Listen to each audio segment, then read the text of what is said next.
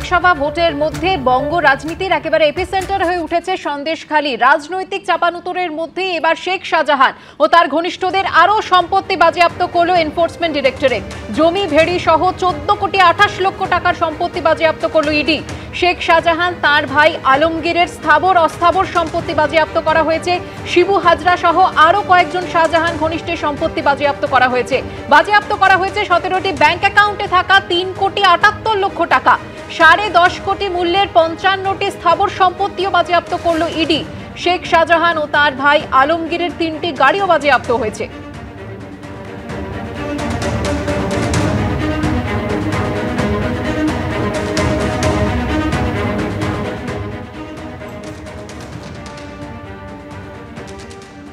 সন্দেশখালী নিয়ে একের পর এক অভিযোগ, একের পর এক মামলা। এরই মধ্যে গতকালই আমরা দেখলাম কলকাতা হাইকোর্টের স্পষ্ট নির্দেশে বিজেপি নেত্রী মাম্পি দাস তাকে অবিলম্বে মুক্তি দিতে হবে। আর এই নিয়েও কিন্তু আক্রমণ এবং পাল্টা আক্রমণ চলছেই। রাজ্যের পুলিশ মাম্পি দাসের ইস্যুতে হাইকোর্টে সপাটে থাপ্পড় খেয়েছে, এমনই প্রতিক্রিয়া শুভেন্দু অধিকারীর। সাজিয়ে তৈরি করা আরেকটা নাটক। পাল্টা প্রতিক্রিয়া মমতা বন্দ্যোপাধ্যায়। মমতা ব্যানার্জির পুলিশ, মমতার পুলিশ মাম্পি দাসের ইস্যুতে সপাটে থাপ্পড় খেয়েছে হাইকোর্টে। পশ্চিমবাংলার গণতন্ত্র, নারী সুরক্ষা এবং সংবিধানকে বাঁচানোর জন্য কলকাতা হাইকোর্টের ভূমিকা অনস্বীকার্য। মিসইউজ অফ পুলিশ আর ইলেকশন কমিশন অফ ইন্ডিয়া তারা এই পুলিশগুলোকে অ্যালাউ করছে। এটা সম্পূর্ণ একেবারে ভাবনা সাজিয়ে তৈরি করা নাটক, সন্দেশখালীর মতো তৈরি করা নাটক। আমি সমীর বাবুর কাছে আসবো। সমীর বাবু, শুরু থেকেই বলা হয় সন্দেশখালী পুরোটাই পরিকল্পনা, পুরোটাই বিজেপির সাজানো, এমনটা বলা হয়। কিন্তু শেখ শাহজাহান তার শাগরেদদের এত সম্পত্তিও তো বাজেয়াপ্ত হচ্ছে। দেখুন, ইডির সম্পর্কে অলরেডি সুপ্রিম কোর্ট গত পরশুদিন যেটা বলেছে আপনারা দেখে নেবেন যে সুপ্রিম কোর্ট ইডি সম্পর্কে কি বলেছে। আর এই ইডি যে আমাদের অনুব্রত মণ্ডলের দেহরক্ষী সাইগল সম্পর্কে তার যা টাকা পয়সা 17 কোটি 16 কোটি, লাস্টে দেখা গেল 17 লাখ, তার মধ্যে 9 লাখ লোন। আমি মনে করি যে প্রাথমিকভাবে যেটা তদন্তে এটাই তো ওনাদের কাজ। যদি সম্পত্তি থাকে বাজেয়াপ্ত হবে। আর শাহজাহান দেখাবে তার সম্পত্তি কি করে বেড়েছে, অর্থাৎ এটা সম্পূর্ণ তাদের। কিন্তু তাদের বিরুদ্ধে তো নির্দিষ্ট করে অভিযোগ যে সাধারণ মানুষের জমি তারা দখল করে নিয়েছে এবং ভেড়ি তৈরি করেছে। আমি যদি আপনার অভিযোগকে সত্য ধরে বলি, এটা শাহজাহানকেই প্রমাণ করতে হবে যে তার সম্পত্তি কোথা থেকে হয়েছে। একটা মানুষের আপনার কল্যাণ কি কৃষ্ণ কল্যাণী, তাকেও কিন্তু এইভাবে তার সম্পত্তি বাজেয়াপ্ত ইডি এত কিছু দেখিয়েছে, কিন্তু তাকে ইনকাম ট্যাক্সেস দেখিয়েছে। একজন ব্যবসায়ীর কাছে টাকা থাকবে, এটাই তো স্বাভাবিক ক্ষেত্রে শাহজাহান যে পথে টাকা ইনকাম করেছে তা যদি সেই ইনকাম ট্যাক্সে ঠিকভাবে ট্যাক্স ফাইল করে দেখাতে পারে, দেখাবে। এইটাই হচ্ছে মূল বক্তব্য, এখানে কোনো গোপনীয়তা নেই। তবে আমি বলবো রাজনৈতিক কারণে ইডি সিবিআই কাজ না করে, এটা আমার আজকে একটা সবাইকে থামিয়ে দিচ্ছেন তো ইডি সিবিআই দিয়ে। আপনাদের মতন লোককে থামাতেই হয়। আরে দাঁড়ান, ওয়েট করুন ডাক্তার, কি হতে যাচ্ছে দেখুন। একটা ইনস্টিটিউশনালাইজড ক্রাইম, এটা পুরোপুরি প্রমাণ করে দিচ্ছে বারবার হাইকোর্ট। এবং যখন সুপ্রিম কোর্টে যাবে ওনারাও বলেছেন যে এসএসসির ক্ষেত্রে 75 রকমের ক্রাইম, এই ক্ষেত্রে শাহজাহানের ক্ষেত্রে 17টা ব্যাংক অ্যাকাউন্ট মানে লিগ্যাল। তার মানে রাজ্য সরকার ভালো মতন জানতো এবং ও যেভাবে করেছে পুরোপুরি ফিশিকালচারের ওপর, মানে শুধু প্রন বেচে, এইটাই ওর মেন ব্যবসা ছিল। আর এই প্রনের জন্য, নোনা জল তৈরি করার জন্য ওখানে এন্টায়ার সোশিও ইকোনমিক ফ্যাব্রিকটা নষ্ট করে দিয়েছে। ওখানকার মাটিতে নোনা জল ঢুকিয়েছে ইরিগেশন ক্যানালের মাধ্যমে। এই রকম রেটে যে একটা মানুষ বড়লোক হতে পারে, গরিব মানুষকে ভয় দেখিয়ে, এর তো ভগবানের ভয় দেখানো, ভয় পাওয়ানো উচিত। সেখানে মুখ্যমন্ত্রী দাঁড়িয়ে তাকে ডিফেন্ড করছে যে শাহজাহান ধোয়া তুলসী পাতা, ইডি নাকি গেছিল কনস্পিরেসি করতে।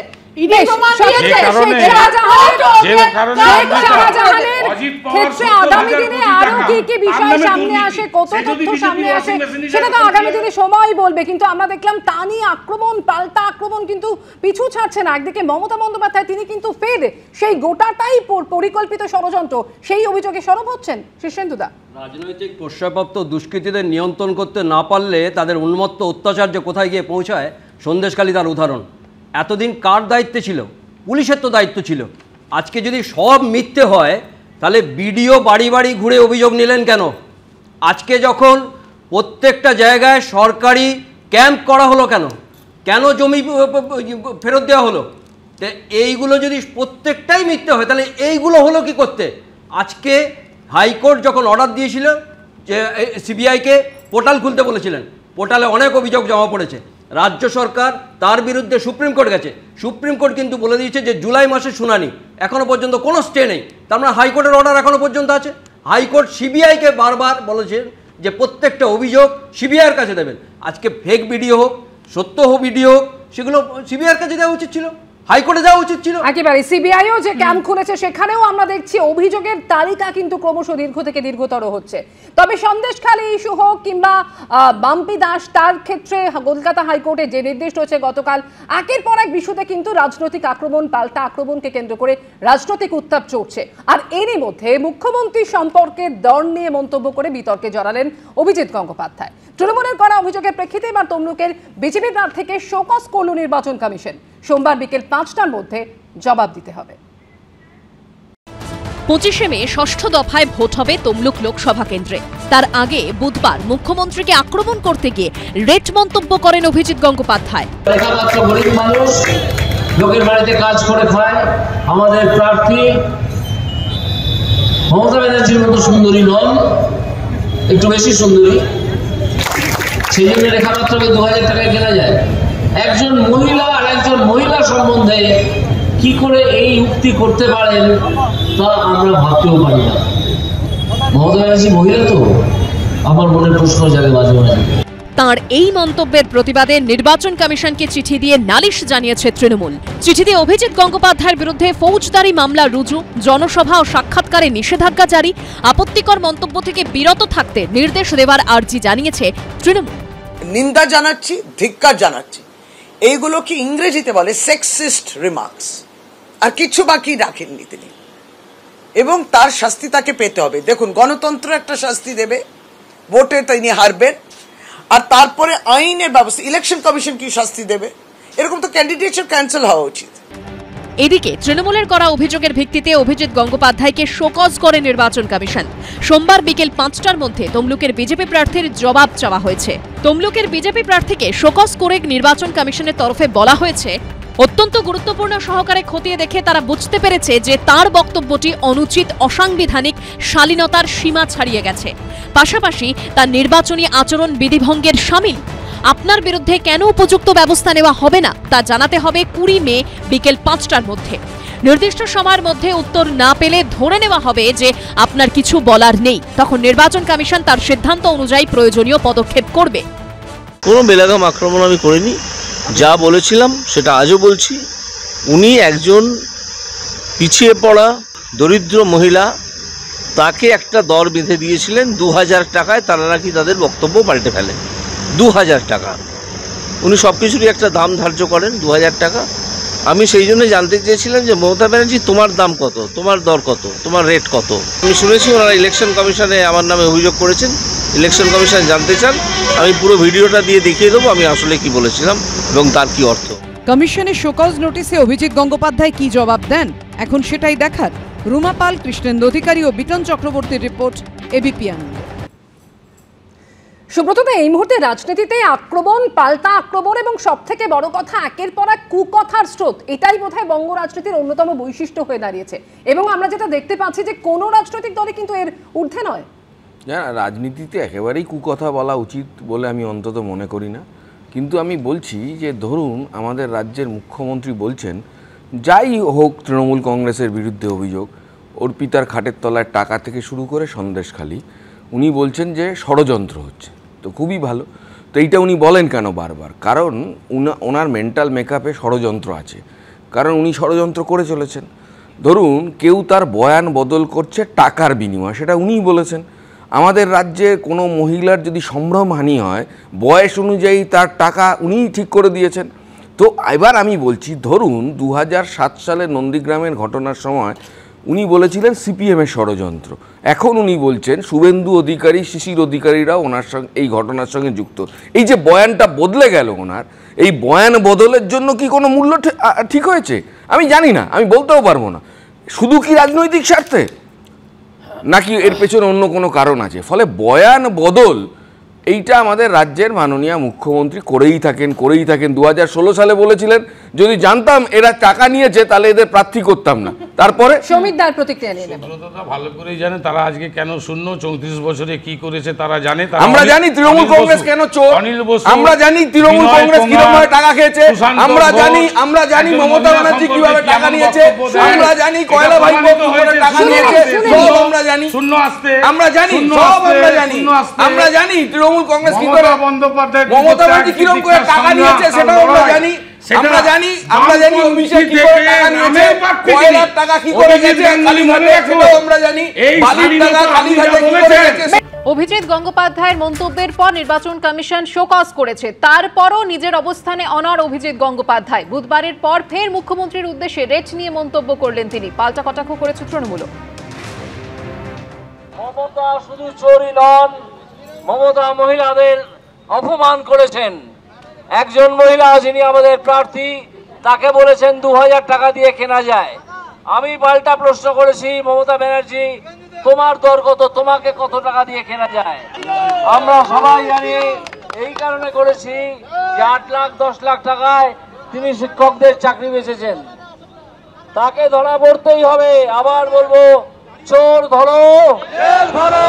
যে মহিলা বাংলার 2,12,00,000 মহিলাকে লক্ষ্মীর ভান্ডার দিচ্ছে, লক্ষ মাইনের বোনেদের কন্যাশ্রী দিয়েছে, 10 কোটি বাড়িতে বিনামূল্যে রেশন পৌঁছেছে, সে মহিলার কখনো দিলীপ ঘোষ পিতৃ পরিচয় আর কখনো তমলুকের প্রার্থী দাম জিজ্ঞেস করছে।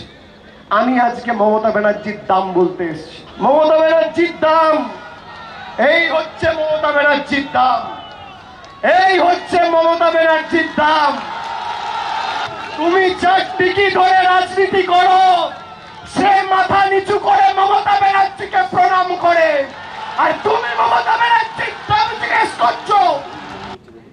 শতরূপতি, আপনি শুনলেন অভিষেক বন্দ্যোপাধ্যায়ের বক্তব্য, যে মমতা বন্দ্যোপাধ্যায় বাংলার ঘরে ঘরে লক্ষ্মীর ভান্ডার পৌঁছে দিয়েছে, সেই মমতা বন্দ্যোপাধ্যায়কে নিয়ে দিলীপ ঘোষের মন্তব্যের কথা স্মরণ করালেন তিনি, এবং তারপর অভিজিৎ গঙ্গোপাধ্যায়। অমৃতা, আমি একটা কথা পরিষ্কার জানতে চাইছি জেনারেলি সমগ্র পশ্চিমবঙ্গের মানুষের কাছে, এখানে কি শুধু মহিলাদের অসম্মানটাই অসম্মান? পুরুষদের সম্মান নেই, পুরুষদের কোনো বডি শেমিং করলে তাতে কিছু যায় আসে না, পুরুষকে গালাগালি দেওয়া যেতে পারে। অভিজিৎ গঙ্গোপাধ্যায় যেটা বলেছে সেটা বিজেপি এটা সায় দেয় না, উনি নিজের মতন উনি শোকজ দেবেন, কারণ আমাদের ব্রিফই আছে, আমাদের পরিষ্কার বলা আছে মুখ্যমন্ত্রীকে পার্সোনাল অ্যাটাক না করতে। কিন্তু আমি এটা বলতে বাধ্য হচ্ছি, যে রাজ্যের মুখ্যমন্ত্রী একটা 14 বছরের মেয়ে রেপ হলে বলে যে তার অ্যাফেয়ার হয়েছে না প্রেগনেন্ট আছে কিনা জিজ্ঞেস করো, সেখানে না থেমে প্রধানমন্ত্রীকে অকথ্য ভাষায় গালাগালি, যে ভাষা তোমরা ব্লিপ করতে বাধ্য হও, যে রাজ্যের যে পার্টির spokesperson Kunal Ghosh, leader of opposition নামক যে ব্যক্তিটা অত্যন্ত সম্মানের লোক, তাকে বলে যে তার বিয়ে করতে ইচ্ছে করছে, তার মাথা খারাপ হয়ে গেছে, সে যখন মহিলা পুলিশের থেকে দূরে সরে যেতে চায় তখন তাকে বলা হয় যে আরে ও তো অন্য ধরনের উল্টোপাল্টা মন্তব্য, তখন তাদের সম্মানহানি হয় না, এই ভাষা রোধ করা যায় না। তখন কারোর মনে হয় না যে মুখ্যমন্ত্রীকে বলা দরকার যে you are also making sexist comments. আজকে শশীদির বলতে খুব ভালো লাগছে যে অভিজিৎ গঙ্গোপাধ্যায় সেক্সিস্ট কমেন্ট করেছে, আর এই লাগাতার সেক্সিস্ট কমেন্ট যে এই যে বলবে এখন আবার জাস্টিফাই করবে নারীদের সম্মান আপনারা করেন না, লাগাতার নারীদের অসম্মান আপনাদের মুখ্যমন্ত্রী করেই যায়, লাগাতার করে যায়।